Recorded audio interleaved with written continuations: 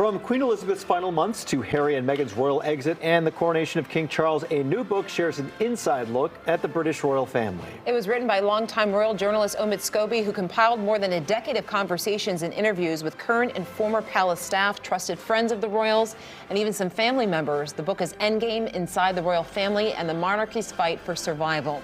Good morning, Omid. Morning, Dan and Lauren. How are you guys doing? Thanks for being with us this morning. So we've heard so much about Christmas and who's going to spend where and with who in Christmas.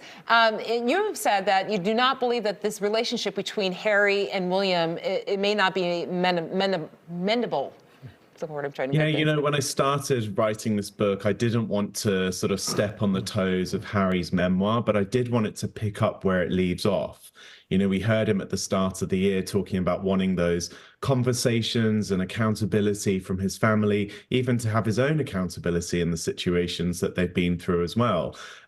We're now almost a year after the release of that book. And as I say in the book, the relationship between the brothers just hasn't changed at all. In fact, I detail on the pages how Harry had reached out to a mutual friend in London, hoping that they could kind of create some sort of reconciliatory moment. It just didn't happen. And it shows just how kind of irreparable the relationship has become. Wow.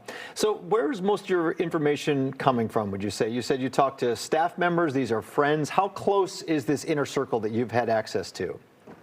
You know, I did my first royal engagement in 2011, and so I've gotten to know on a personal and friendly and professional basis dozens, if not hundreds, of palace staff, past and present, who have worked around the members of the royal family, be it as their private secretaries or their communications aides. And of course, you then get to know the people within the orbit of the royal family as well, be it those living here in California, Harry and Meghan, or of course, the current working royals in London. So it was, you know, with this book, it was not only a collection of new reporting, but it was also me pulling together a lot of conversations and things that I'd had with people in the past that at the time it felt like not the right moment to share it.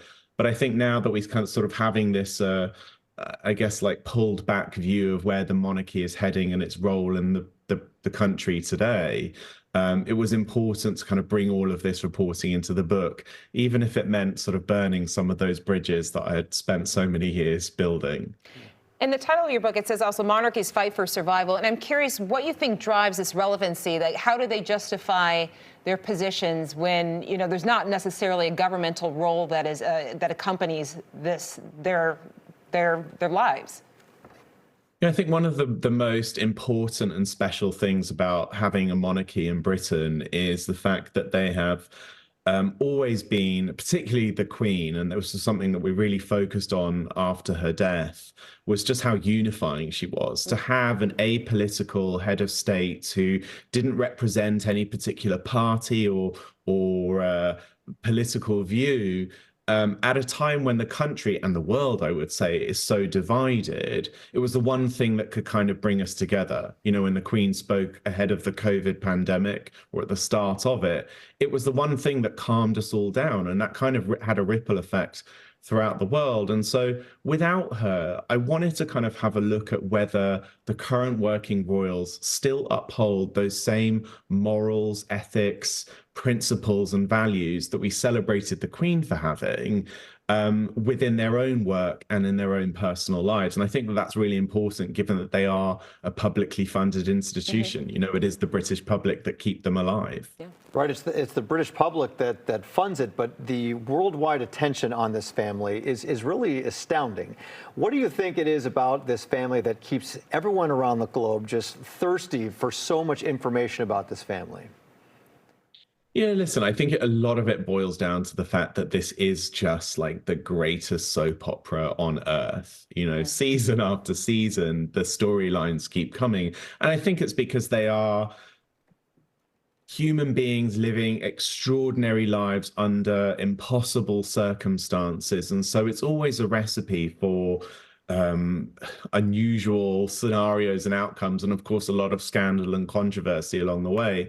But I also think that it is in this world very rare to have this kind of apolitical institution at the head of a country. There's also a kind of constitutional interest there. When you look at the rest of the world, many monarchies have already fallen apart or ended up sort of fading into insignificancy, particularly across Europe. Here's one royal institution that has really fought for its survival. And so again, with this book, I wanted to kind of look and see where we're at, this kind of crossroads that I think the British family, royal family are at, which is either go on to glory and greater strength, or to follow the path of many of the other European monarchies into that kind of becoming a tourist attraction or kind of completely irrelevant. There were so many rumors when Meghan Markle entered the picture about comments made about her race, about the baby that they eventually first had. In your research, did you believe that those allegations were substantiated? You know, I think there were a couple of things I noticed repeatedly in the coverage of this particular issue. And one is that often people overlook the fact that Meghan had specifically said that there were concerns over the darkness of Archie's skin. This was not, in her eyes, an innocent conversation about what a child may or may not look like, which is obviously very normal in any family, regardless of your ethnic background.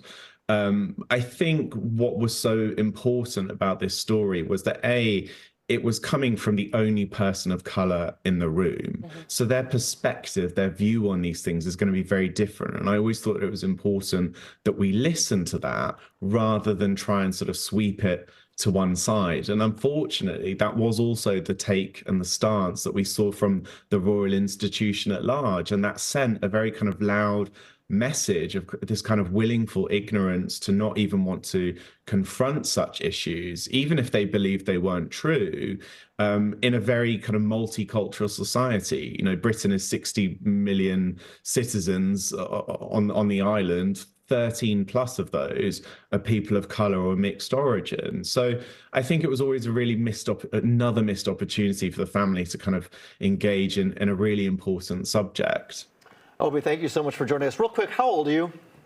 42. You're 40. You look so young. Same age as me. So young. Like, you know, usually you think British historian, you think of these, you know, these old guys and their long beard. But clearly, we were just curious. We were settling a bet over here. So, thank you so much for your time. Again, the book is called Endgame, and there's his Instagram handle and your X account. Thank you so much for your time this morning. Merry Christmas. Thank you. Thanks. Happy holidays, guys. You too. Thank you.